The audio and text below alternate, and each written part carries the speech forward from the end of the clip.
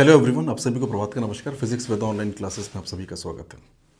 आज हम बात करेंगे interference of incoherent waves. Interference न बोल के फिलहाल अभी हमने इंटरफेरेंस के बारे में पढ़ा नहीं है। ये शब्द हालांकि पहली बार हमने यहाँ पे लिखा। आप ऐसे लिखिए कि सुपरपोजिशन ऑफ इनकोहेरेंट वेव्स किसी पॉइंट पे, हम इसको ये भी बोल सकते हैं सुपरपोजिशन।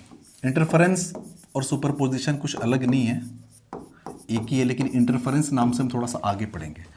सुपरपोजिशन इनकोहेरेंट का बेसिक मतलब ये होता है कि दो ऐसी वेव्स जिनकी फ्रीक्वेंसी डिफरेंट हो, ठीक है, यानी कि डिफरेंट फ्रीक्वेंसी होनी चाहिए दोनों वेव्स की। तो अब ये बोलोगे डिफरेंट फ्रीक्वेंसी। डिफरेंट फ्रीक्वेंसी कहने का मतलब कि ओमेगा जो होगा दोनों का वो डिफरेंट होगा, ठीक है। तो सबसे पहले तो दो वेव्स हम लेते हैं। तो एक wave E1 is equals to, इसको हमने बोला E01 साइन ऑफ ये ओमेगा 1t। भाई इसकी फ्रीक्वेंसी हमने ओमेगा 1 मान लिया। जो दूसरी वेव है E2, ये हमने बोला E02 साइन ऑफ ये हो जाएगा ओमेगा 2 और ये हो गया t, ठीक है। दो वेव्स की हमने इक्वेशन लिखी है। ये आपकी वेव 1 है, ये दूसरी वेव की इक्वेशन है, वेव 2 की इक्वेशन है, ठीक है। एक वेव ऐसे आ रही है, दूसरी वेव ऐसे आ रही है, दोनों का किसी पॉइंट P पे जो है ना वो सुपर इम्पोज करनी है, ठीक है। ये ओमेगा 1 फ्रीक्वेंसी वाली वेव है, ये ओमेगा 2 फ्रीक्वेंसी वाली वेव है। हम आपसे बोल रहे हैं कि अच्छा बताओ दोनों वेव्स के बीच का फेज डिफरेंस कितना है। भाई फेज डिफरेंस तो हमें पहले पता करना पड़ेगा ना। अब बोलोगे यार कि फेज डिफरेंस पता करना है तो पहले वाली वेव का फेज ये है, दूसरी वाली वेव का फेज ये है, तो फेज का डिफरेंस हमें निकालना है। तो अगर हम आपसे बोले फेज डिफरेंस बताओ, phase difference between both the waves, तो phase difference is equals to हो जाएगा, इसमें से इसको घटाओ या इसमें से इसको घटाओ, कोई फर्क नहीं पड़ता, इसमें से इसको ही घटा दो, ये हो गया omega 2t minus omega 1t। सो ये आपका हो गया ओमेगा 2 माइनस ओमेगा 1 और ये हो गया इंटू टी। फेज डिफरेंस को बेसिकली हम डेल्टा फाई से रिप्रेजेंट करते हैं। तो हमारे पास आ गया दोनों वेव्स के बीच का जो भी फेज डिफरेंस है डेल्टा फाई। डेल्टा फाई कह लो या फाई कह लो, एक ही बात है, ठीक है। पॉइंट पी पे अगर हम आपसे बोले कि अच्छा बताओ रिजल्टेंट जो भी वहां पे ऑक्सीलेशन होगा इलेक्ट्रिक फील्ड का, उसका रिजल्टेंट एम्पलीट्यूड क्या होगा। आप बोलोगे यार ये तो पढ़ के बैठे हैं, ये E resultant is equals to sorry E R is equals to sorry E resultant is equals to, ये तो हमने पढ़ा है अभी, ये आपका होता है E01 का स्क्वायर प्लस E02 का square plus 2 E01 E02 cos of phi. Phi मतलब फेज डिफरेंस, लेकिन जैसे आप बोलोगे यार कि यहाँ पे तो फेज डिफरेंस कुछ अलग है, ओमेगा 2 माइनस ओमेगा 1t। भाई यही वाला फेज डिफरेंस लिखना पड़ेगा, तो चलो लिख देते हैं। तो ये आपका ओमेगा 2 माइनस ओमेगा 1 और ये हो गया t, ठीक है। अब हम बोले यार कि यहां पे आप ध्यान से अगर आप देखोगे ना तो जो फेज डिफरेंस है वो कांस्टेंट नहीं है, वो टाइम के साथ वेरी कर रहा है। भाई टाइम वेरी करेगा तो ये पूरा का पूरा जो टर्म है ये वेरी करेगा आपका, ठीक है ना। अगर ये पूरा का पूरा टर्म वेरी करेगा तो कॉस वाला टर्म वेरी करेगा। अब कॉस वाला टर्म कहाँ से कहाँ तक वेरी कर सकता है। अब लोग यार कि मिनिमम -1 हो सकता है, मैक्सिमम +1 हो सकता है, यही तो हो सकता है। तो आप ये कह सकते हो यार कि ये जो कॉस ऑफ ये जो टर्म है ना ओमेगा 2 माइनस ओमेगा 1 और ये t, ये जो टर्म है ये कहाँ से कहाँ वेरी करेगा। आप बोलो यार कि इसकी जो मिनिमम वैल्यू है -1 होगी, मैक्सिमम वैल्यू क्या होगी वो +1 होगी, यही तो होगी। टाइम के साथ वेरी करेगा तो मिनिमम -1 हो सकता है, मैक्सिमम +1 हो सकता है। तो अगर ये मिनिमम रहा तो आप बोलोगे फिर तो वहां पे जहां पे सुपरपोजिशन हो रहा है वहां पे जो रिजल्टेंट इलेक्ट्रिक फील्ड का एम्पलीट्यूड निकलेगा वो भी मिनिमम निकलेगा, ठीक है। तो चलो देख लेते हैं कि वो कितना निकलेगा। तो आप बोलो यार कि वो मिनिमम निकलेगा, तो चलो ई मिनिमम इज इक्वल्स टू ये हो जाएगा √ऑफ E01 का स्क्वायर प्लस E02 का square plus 2 E01 E02। Minimum की हम बात कर रहे हैं ना, मतलब ये वैल्यू आपकी मिनिमम होनी चाहिए और इसकी मिनिमम वैल्यू कितनी है -1, ठीक है। तो ये आपका हो गया -1, ठीक है। अब ध्यान से देखो यहाँ पे A square plus B square minus 2ab type का है, ये माइनस आप यहाँ भी मांग सकते हो, ये तो a माइनस बी का होल स्क्वायर है ना। तो आप बोलोगे यार कि ई मिनिमम जो निकला ना, ई मिनिमम ये आपका हो जाएगा mod of E01 minus E02। भाई जो बड़ा होगा उसमें छोटे वाले को हम घटा देंगे, इसलिए हमने मॉड यहाँ पे लगा दिया।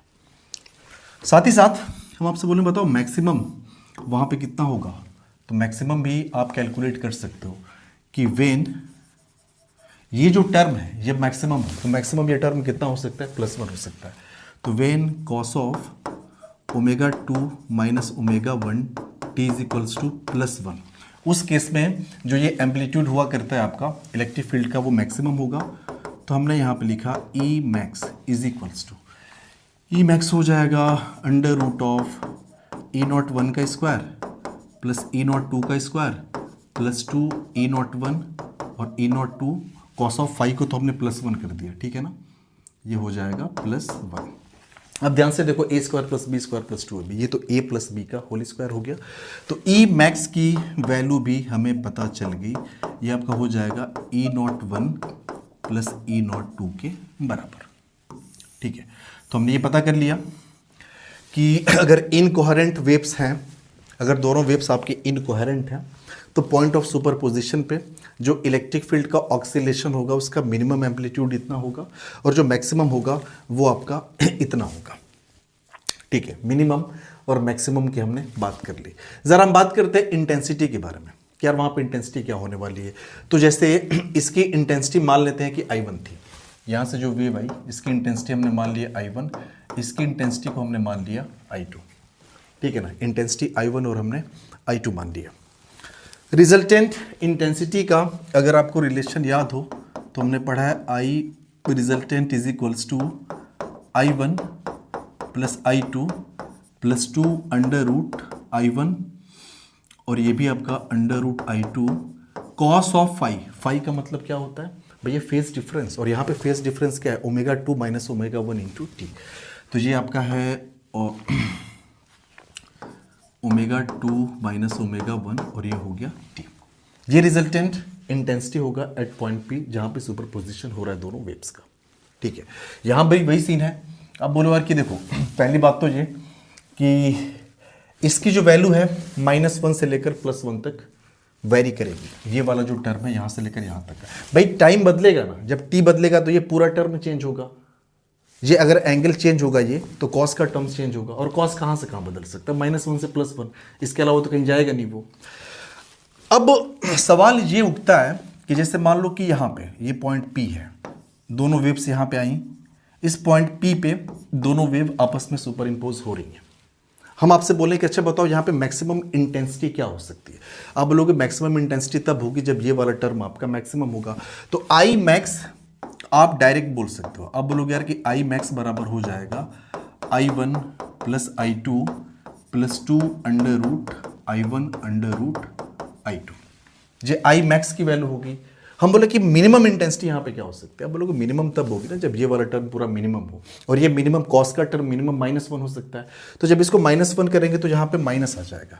तो आई मिनिमम इसकी वैल्यू आपके सामने आ गई I1 प्लस I2 -2 और ये हो गया √I1 √I2, ठीक है ना। तो हमने यहाँ पे मैक्सिमम इंटेंसिटी देख ली, मिनिमम इंटेंसिटी देख ली।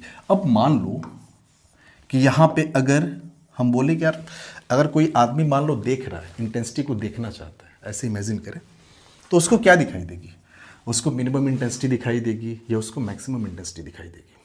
सवाल ये है, पहली बात तो ये कि ये जो प्रोसेस होता है ना, ऑक्सीलेशन बहुत फास्ट होता है। ये हम सब लाइट वेव के बारे में पढ़ रहे हैं, तो स्पीड ऑफ लाइट आप जानते हैं कितना होता है, 3 × 10⁸ मीटर पर सेकेंड। यानी कि ये जो चीज़ें वेरी कर रही हैं ना, ये बहुत फास्टली वेरी कर रहा है। यानी कि इस पॉइंट पे कभी मैक्सिमम इंटेंसिटी है, कभी मिनिमम इंटेंसिटी है। मैक्सिमम और मिनिमम के बीच में जो टाइम गैप है एकदम नाक के बराबर है। मैक्सिमम है जस्ट तुरंत मिनिमम हो गया, फिर मैक्सिमम हो गया, फिर मिनिमम हो गया, फिर मैक्सिमम हो गया, फिर मिनिमम हो गया। अब देखने वाले को यहाँ पे कौन सी इंटेंसिटी दिखाई देगी, तो आप बोलोगे यार कि एवरेज इंटेंसिटी दिखाई देगी। कौन सी इंटेंसिटी दिखाई देगी, एवरेज इंटेंसिटी दिखाई देगी, और वो हो जाएगा I max plus I minimum का जो एवरेज होगा ना, वो यहाँ पे दिखाई देगा। तो दोनों का जब एवरेज निकालेंगे तो ये टर्म तो कट जाएगा। तो फाइनली जो एवरेज इंटेंसिटी यहाँ पे दिखेगी वो दिखेगी आई मैक्स प्लस आई मिन। तो ये आपका हो जाएगा 2I1 प्लस 2I2/2। तो 2 कट जाएगा तो ये आपका हो जाएगा I1 प्लस I2। ये इंटेंसिटी यहाँ पे एवरेज दिखाई देगी, ठीक है ना, क्योंकि ये प्रोसेस बहुत फास्ट होगा। तो जो आंखें परसीव करेंगी वो न तो मैक्सिमम इंटेंसिटी को परसीव करेंगी, नहीं मिनिमम इंटेंसिटी को, वो एवरेज इंटेंसिटी को जहाँ पे परसीव करेंगे।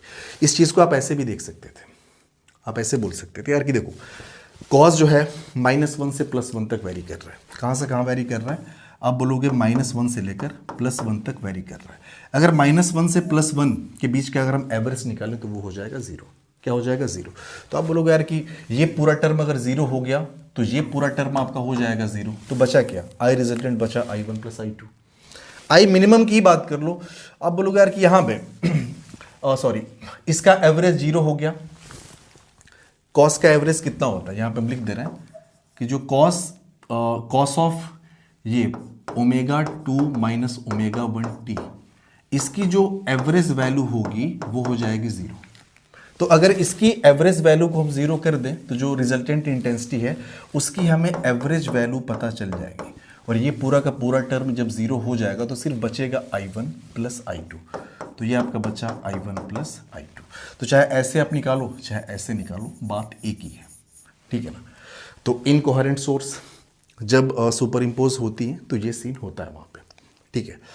तो ऐसा कुछ नहीं है, बहुत बड़ा रॉकेट साइंस इसमें नहीं है। हालांकि इनकोहेरेंट सोर्सेज के जो कैलकुलेशंस है उस पर सवाल बहुत ज़्यादा नहीं बनते, लेकिन जब भी इनकोहेरेंट का जिक्र हो तो आप समझ जाना इनकोहेरेंट का मतलब ये होता है कि दोनों वेव्स की जो फ्रीक्वेंसी होगी वो अलग अलग होगी, डिफरेंट फ्रीक्वेंसी होगी, डिफरेंट वेवलेंथ होगा।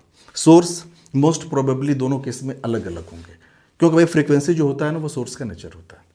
तो दोनों सोर्स जब अलग अलग होंगे वेव के, उसी केस में फ्रीक्वेंसी जो होगी वो अलग अलग होगी। और ऑब्वियस सी बात है कि इनकोहेरेंट में आप ये भी कह सकते हो कि जो फेज होता है वो टाइम के साथ वेरी करता है। यहाँ पे जो फेज निकला है ना वो फंक्शन ऑफ टाइम निकला है। आप ध्यान से देखिए कि जो भी फेज है delta phi, this is the function of time, यानी ये कांस्टेंट नहीं है, ये नॉट कांस्टेंट। तो अगर फेज डिफरेंस दो वेव्स के बीच में कांस्टेंट नहीं है तो वो दोनों वेव्स कहलाएंगे इनकोहेरेंट वेव्स। लेकिन वही अगर कांस्टेंट है, टाइम पे डिपेंड नहीं कर रहा है, तो वो कोहेरेंट वेव्स कहलाती है। तो कोहेरेंट वेव्स, इनकोहेरेंट वेव्स हम अलग से डेफिनेशंस वगैरह देख लेंगे। तो कोहेरेंट में आप ऐसे समझिए कि दोनों की फ्रीक्वेंसी, दोनों वेव्स का वेवलेंथ सेम होगा, दोनों के बीच में या तो फेज डिफरेंस 0 होगा या तो कांस्टेंट होगा, वो टाइम का फंक्शन नहीं होगा फेज डिफरेंस। लेकिन अगर इनकोहेरेंट है तो फ्रीक्वेंसी तो अलग होगी दोनों वेव्स की, साथ ही साथ जो फेज डिफरेंस होगा this must be the function of time. So ये हमारे कैलकुलेशंस थे superposition of two incoherent waves का। आई होप आपको समझ में आया होगा। Thank you.